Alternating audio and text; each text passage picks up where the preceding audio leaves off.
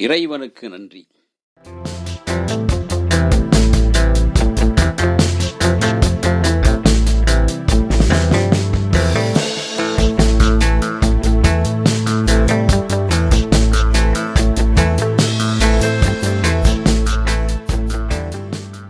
கதையின் நாயகனை ஒரு துணை கதாபாத்திரம் கை நீட்டி அறைவதாக கதையை அமைத்தது புதுமை. தன்னை தாழ்த்தி கொண்டே மக்களின் அனுதாபங்களை கவர்வதற்குரிய வெற்றி முயற்சி அது. ஆகாயத்து நீர் புழுதியில் விழுந்தா அது சேராகிறது, காவேரியில் விழுந்தா புண்ணிய நீராகிறது போன்ற வார்த்தைகளால் மக்களின் இதயங்களை கொள்ளையடித்தார் எம்ஜிஆர். கெட்டவன்தான் நான், ஆனா கேவலமானவன் இல்லை. இப்போ நீங்க என்னை கண்டிக்கிற மாதிரி எனக்கு ஒரு தாயோ அண்ணனோ இருந்தா இந்த அளவுக்கு போயிருக்க மாட்டேன். சேர்ற இடமும் சூழ்நிலையும் தான் மனுஷனை மாத்துது. திரைப்படங்களில் பீடி சிகரெட் புகைப்பது மாதிரியோ மது அருந்துவது மாதிரியோ எம்ஜிஆர் நடித்ததே இல்லை. தீய பழக்கங்கள் அண்டாத தூயவராகவே படங்களில் நடித்து நல்ல இமேஜ் ஏற்படுத்தி வைத்திருந்த எம்ஜிஆருக்கு ஒளிவிளக்கு படத்தில் ஒரு சோதனை வந்தது. கதாநாயகன் ஒரு காட்சியில் மதுபானம் அருந்தியே ஆக வேண்டும். எம்ஜிஆர் மது அருந்துவதா? அவரது இமேஜ் என்னவாகிறது? ஆனால் கதைக்கு மது குடித்தே ஆக வேண்டும்.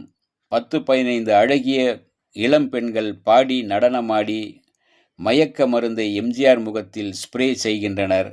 மயக்கமடைந்ததும் அவர் பிராந்தியை குடிக்கின்றார். என்ற போதிலும் தன் இமேஜை காப்பாற்றப்பட்டு விடும் என்ற நம்பிக்கை எம்ஜிஆருக்கு வரவில்லை. படத்தில் மயக்கம் தெளிந்ததும் எம்ஜிஆருக்குள்ளிருந்து இன்னொரு எம்ஜிஆர் மனசாட்சி புறப்படுகிறார்.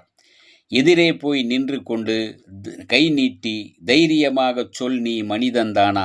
இல்லை, நீதான் ஒரு மிருகம். இந்த மதுவில் விழும் நேரம் மனமும் நல்ல குணமும் உன் நினைவை விட்டு விலகும் என்று பாடி மதுவை எதிர்த்து மனசாட்சி எம்ஜிஆர் பிரச்சாரம் செய்கிறார். இப்படியாக மது காட்சி இடம்பெற்றதால் எம்ஜிஆரின் கோட்பாடு குலையாமல் காப்பாற்றப்பட்டது. படமும் வெற்றி பெற்றது. எம்ஜிஆரின் எல்லா படங்களிலும் நேரடியாக இயக்கம் என்ற பொறுப்பை ஏற்கவில்லை என்றாலும் அவரை படத்துறை பற்றிய தொழில்நுட்ப ஞானம் நிரம்பியவராகவே இருந்தார்.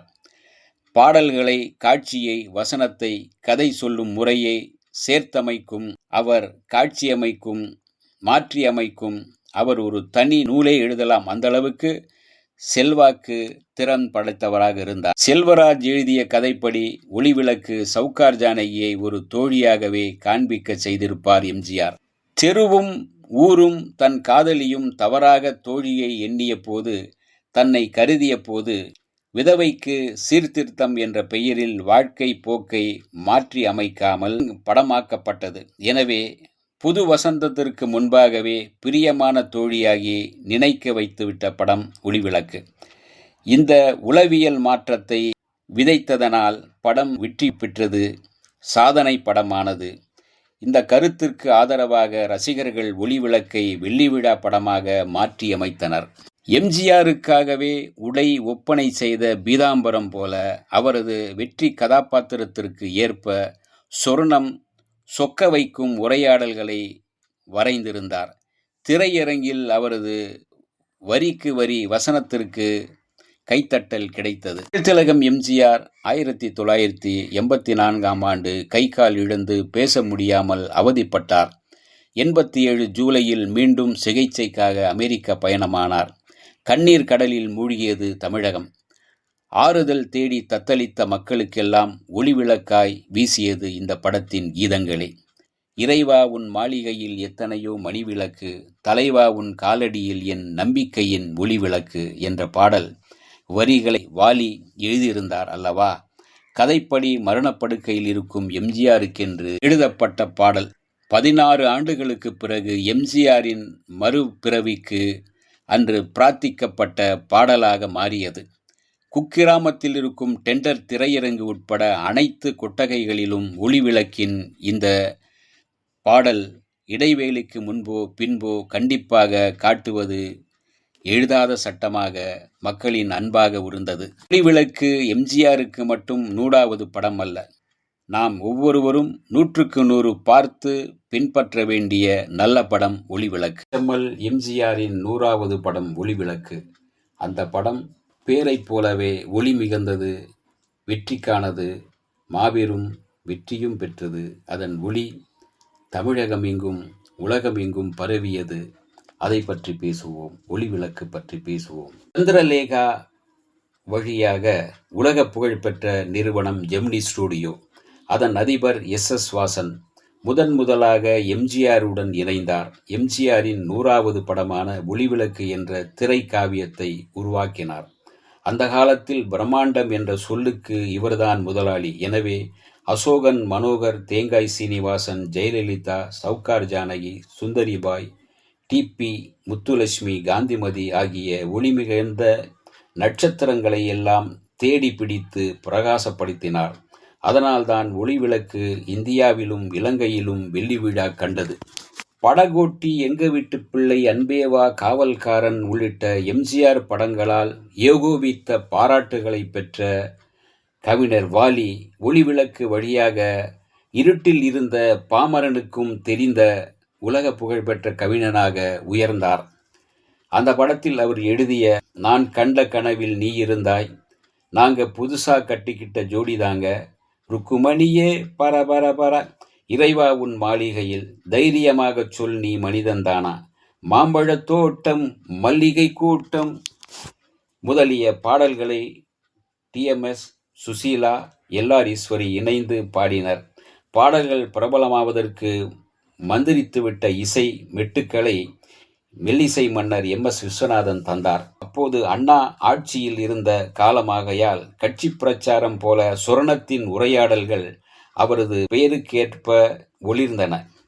ஃபூல் அவுர் பத்தர் என்ற இந்தி படத்தின் தழுவலாக ஒளிவிளக்கை வாசன் எடுத்திருந்தாலும் அதனை தமிழ்படுத்தி எம்ஜிஆர் மீது கொண்டிருக்கிற மதிப்பு கெடாதபடி இயக்குனர் சாணக்கியா தமது திறமையை கொட்டியிருந்தார். ஏழையை கண்டால் மனம் இறங்கும் முத்து, இருப்பவனிடம் இருந்து எடுத்து இல்லாதவனிடம் வழங்குகின்ற மனிதன், அசோகனின் உத்தரவுக்கு இணங்கி அவ்வப்போது திருடுகிறவன் அவன். ஒரு நாள் பரமசிவ பண்ணையார் வீட்டில் திருடப் போகும்போது பொருட்கள் ஒன்றுமில்லை, ஊரிலும் ஒருத்தர் கூட இல்லை. காரணம், ஊர் முழுக்க விஷஜுரம். சாந்தி என்ற பால்ய விதவை அந்த பண்ணையாருக்கு மருமகள். அவளை விட்டு நீங்கி எல்லோரும் சென்ற தருணத்தில் முத்து உயிருக்கு போராடுகிற சாந்தியை காப்பாற்றுகிறான். அந்த இளம் விதவையை தன் வீட்டுக்கு அழைத்து வந்து அடைக்குளம் கொடுத்தான். தேவதை போன்ற சாந்தி அவனுக்கோ மன அமைதியை கொடுத்தாள். இதற்கிடையே கீதா என்றொரு ஆடும் மயில் முத்துவுக்கு காதலியாக இருந்தார். சாந்தியால் திருந்த நினைத்த அவனை சூழ்ச்சி வலையில் சுகப்படுத்தினான் ஜம்பு. சுகத்தை கிடக்க இருப்பவள் பக்கம் முத்து இருப்பானா, அல்லது அகத்தை மாற்றியவள் பக்கம் இருப்பானா என்ற பொது வில்லனாக திடீரென்று இருப்புக்குள் ஆகிறாள் சாந்தி. முடிவில் முத்து மனம் மாறுகிறான், கீதாவுடன் இணைகிறான். முத்து ஆக எம்ஜிஆரும், கீதாவாக ஜெயலலிதாவும், சாந்தியாக சவுகார் ஜானகியும், வில்லனாக அசோகனும் நடித்திருந்தனர். திமுக கழகம் ஆட்சிக்கு வந்த அடுத்த ஆண்டு என்பதால் எம்ஜிஆரின் ஷூ, சாக்ஸ், டை, பேண்ட், சட்டை முதலியன கருப்பு சிவப்பாக இருந்தன.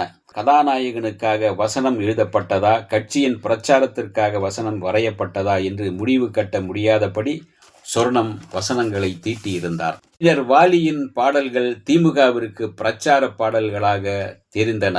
உதாரணமாக, படியரசி கிடைக்கின்ற காலத்திலே நாங்க படியேறி பிச்சை கேட்கப் போவதில்லை. திருடனை ஒரு காதலி திருத்தியதாக படங்கள் உண்டு. ஆனால் தோழியாக நினைக்கும்படி வந்தவள் திருத்தியதாக வந்த பட வரிசையில் ஒளிவிளக்கு குறிப்பிடத்தக்க படம். இந்த வீடியோ உங்களுக்கு பிடிச்சிருந்தா லைக் பண்ணுங்க, ஷேர் பண்ணுங்க, கமெண்ட் பண்ணுங்க, சப்ஸ்கிரைப் பண்ணுங்க, மறக்காம பெல் ஐகானை கிளிக் பண்ணுங்க.